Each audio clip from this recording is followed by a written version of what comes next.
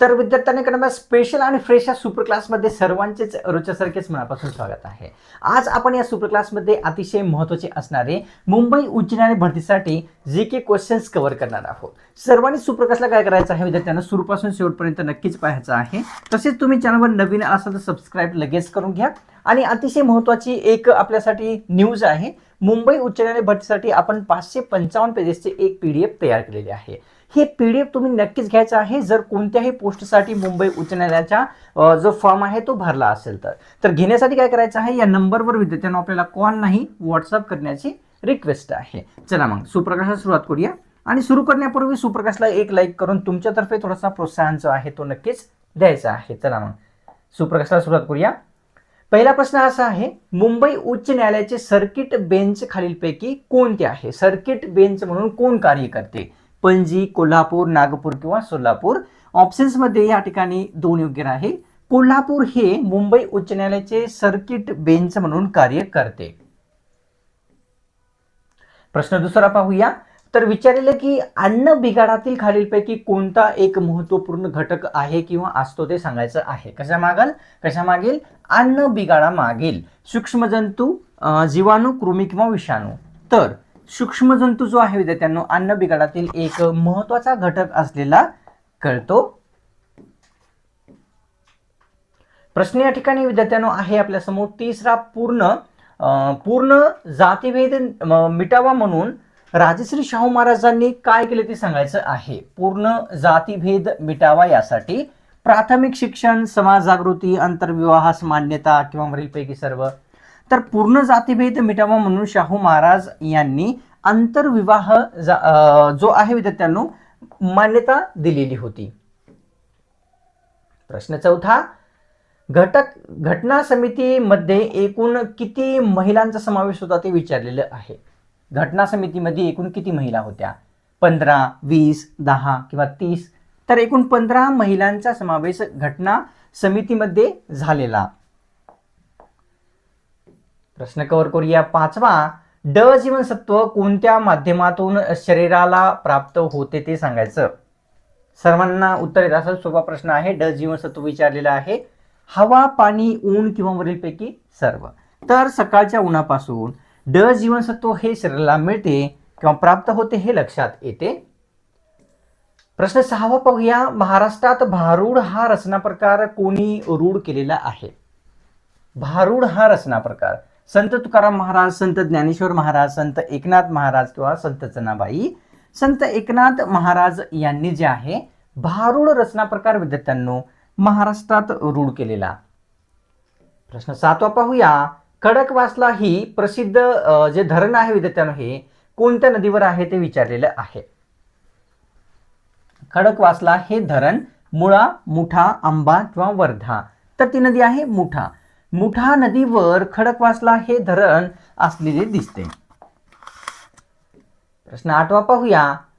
तेलबिया उत्पादनामध्ये वाढ करण्यासाठी कोणती क्रांती करण्यात आलेली आहे? कशामध्ये? तेलबियामध्ये उत्पादनामध्ये वाढ करण्यासाठी श्वेत क्रांती, धागा क्रांती, नील क्रांती किंवा पीत क्रांती। तर तेलबियामध्ये उत्पादनामध्ये वाढ करण्यासाठी पीत क्रांती विद्यार्थ्यांनो झालेली आहे।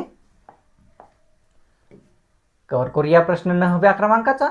धवल क्रांती खालीलपैकी विचारलेला आहे विद्यार्थ्यांनो की कशाच जे वाढ करण्यासाठी आहे ती झालेली आहे। क्रांतीचं नाव आहे या ठिकाणी धवल क्रांती। अंडी, दूध, तेलबिया किंवा रेशीम। तर दुधामध्ये वाढ करण्यासाठी कोणती? तर धवल क्रांती झालेली लक्षात येते। तर कव्हर करूया प्रश्न पुढचा। प्रश्न आहे विद्यार्थ्यांनो या ठिकाणी 10व्या क्रमांकाचा।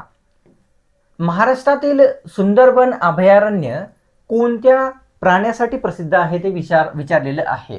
सुंदरबन राष्ट्रीय उद्यान, ठीक आहे। गेंडा, हत्ती, ससा किंवा वाघ। तर वाघांसाठी प्रसिद्ध अभयारण्य कोणते असा प्रश्न आला तर सुंदरबन हे असलेले कळते। प्रश्न 11वा पाहूया। भोर आणि महाड या दोन ठिकाणादरम्यान खालीलपैकी कोणता घाट येतो? दोन ठिकाण लक्षात घ्या, विचारलेला आहे, एक भोर आणि दुसरे महाड। तर खंबाटकी, वरंधा, दिवा किंवा वरीलपैकी नाही। तर वरंधा हा जो घाट आहे या दोन ठिकाणादरम्यान विद्यार्थ्यांनो असलेला दिसतो। प्रश्न 12वा पाहूया, असा आहे, पद्मश्री पुरस्कारावर पद्मा हा जो शब्द आहे तो कोणत्या भाषेत लिहिलेला आहे? पद्मश्री पुरस्कारावर पद्मा शब्द, तर मराठी, हिंदी, देवनागरी किंवा इंग्रजी. तर ती भाषा आहे देवनागरी. देवनागरी भाषेमध्ये पद्मश्री हा या पुरस्कारावर पद्मा शब्द लिहिलेला दिसतो. प्रश्न 13वा पाहूया. केगाव या ठिकाणी खालीलपैकी कशाचे संशोधन केंद्र स्थित आहे? फक्त जागा लक्षात घ्या विचारलेली. केगाव ही आहे डाळिंब, द्राक्ष, आंबा किंवा सफरचंद. तर या ठिकाणी डाळिंब संशोधन केंद्र कोणत्या? तर केगाव येथे आहे. प्रश्न 14वा. भारतामध्ये दर 12 वर्षांनी विचारलेला आहे विद्यार्थ्यांनो की कुंभमेळा कोठे कोठे भरतो ते विचारलेलं आहे.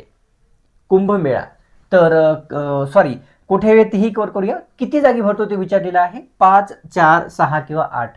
तर दर 12 वर्षांनी 4 जागी विद्यार्थ्यांनो भारतामध्ये कुंभमेळा भरतो. आपल्या महाराष्ट्रामध्ये म्हटलं तर नाशिकमध्ये भरतो विद्यार्थ्यांनो. त्याच्यानंतर या ठिकाणी उज्जैन एक आहे. त्याच्यानंतर अलाहाबाद आहे. अलाहाबाद म्हणजे प्रयागराज, अलाहाबाद. आणि या ठिकाणी हरिद्वार या ठिकाणी चौथा आहे. चला प्रश्न 15वा पाहूया. संसदेचा प्रथम नागरिक कोणत्या व्यक्तीस म्हणतात ते विचारलेलं आहे. संसदेचा प्रथम नागरिक पंतप्रधान, सरन्यायाधीश, राष्ट्रपती किंवा उपराष्ट्रपती. तर या ठिकाणी संसदेचा प्रथम नागरिक कोण असतो? राष्ट्रपती असतो. सर्वांनाच माहिती असेल. कव्हर करूया. प्रश्न पुढचा. प्रश्न 16वा. वंदे मातरम हे गीत खालीलपैकी कोणत्या कादंबरीमधील आहे? कोणत्या कादंबरीमधून वंदे मातरम हे गीत घेण्यात आलेले आहे? यमुनेच्या तरी, गीतांजली, आनंदमठ किंवा वरीलपैकी नाही. तर ती कादंबरी आनंदमठ आहे. यामधून वंदे मातरम हे गीत घेतलेले. प्रश्न 17वा पाहूया. जागतिक नदी दिन कोणत्या दिवशी साजरा करण्यात येत असतो? नदी दिवसाविषयी प्रश्न आहे. 26 सप्टेंबर, 25 सप्टेंबर, 10 किंवा 12 सप्टेंबर.